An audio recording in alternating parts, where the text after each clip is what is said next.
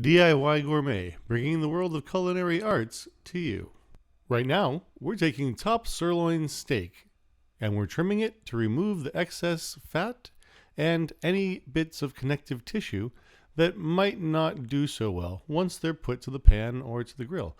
That way we have a nice steak with a decent amount of intermarbling with not a lot of connective tissue. It is lean, so there won't be much fat in between there, but when cooked right, it is juicy and delicious.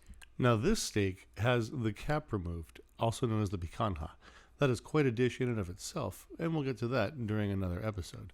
But for now, we have a top sirloin with the cap off that we're going to take and trim, find the outside fat bits, and we're going to take the interstitium that connects it, and we're going to slice that off. Because while that might be nice when we're just doing it rough and country style, if we are taking it to the gourmet level, we're going to want to make sure that those are taken off so that during the cooking process, they don't detract from the overall flavor or appearance of the steak so that it might have center stage. And the piece that I just removed is what is usually a bit of tendon left over from the removal of the top sirloin cap, the picanha. And removing that particular piece is probably the most crucial of the entire trimming process for the steak. So make sure that you don't miss that tendon. Otherwise, it does get a little bit tough and grisly.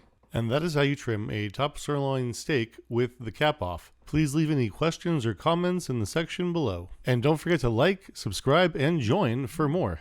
Do it yourself gourmet, folks. Thanks for watching. We'll see you next time.